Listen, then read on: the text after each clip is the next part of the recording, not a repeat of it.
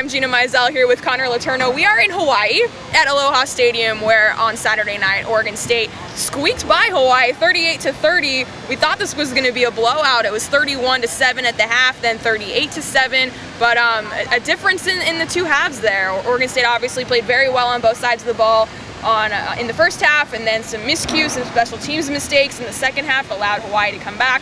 What do you make of this game? I think that it looked like, to me, a team that got comfortable, got complacent, started making some little mistakes that snowballed, and they just kind of got out of hand. Obviously, it started with the special teams mistakes, with getting the punt block. To me, that was a crucial moment in the game.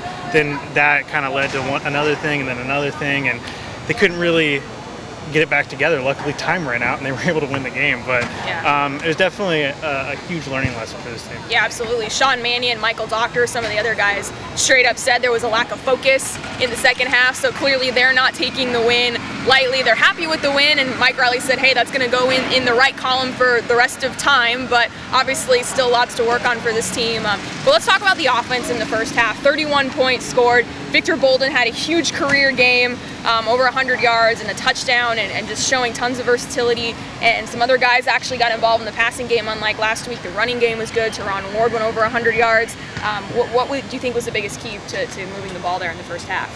Well, it was just that they were getting so much production from so many guys. It seemed like every guy that Mannion was going to, whether it was in the run game or the pass game, was being productive. There wasn't guys just, giving nothing. Everyone was helping out, which was key. For me, also, if you're going to focus on one player, it has to be Victor Bolden.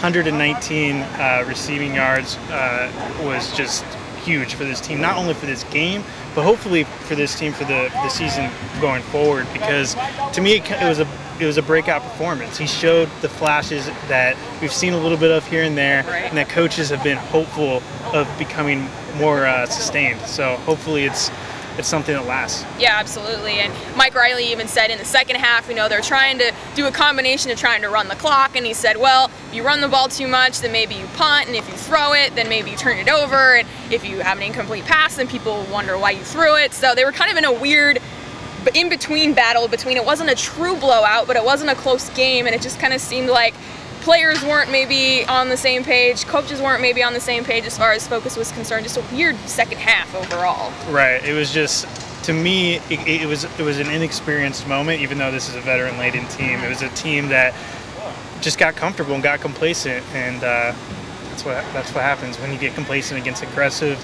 rugged defense playing at home. Yeah, absolutely. And Mike Riley again said those two special teams miscues, if that punt's not blocked, if that kickoff is not fumbled, they win the game handily. So again, keep that in mind as we move into this bye week. And yeah, Oregon State now travels all the way back to the mainland. They will land on Sunday, excuse me. They will not practice on Monday and go Tuesday, Wednesday, Thursday, then have next weekend off. And we'll be at practice in Corvallis. We got to go back to the mainland as well, unfortunately. Unfortunately. Yeah, but for Connor Letourneau, I'm Gina Mizell. Again, Oregon State now 2-0. They win 38-30 against Hawaii. Keep it on OregonLive.com and in the Oregonian every day for all of our coverage.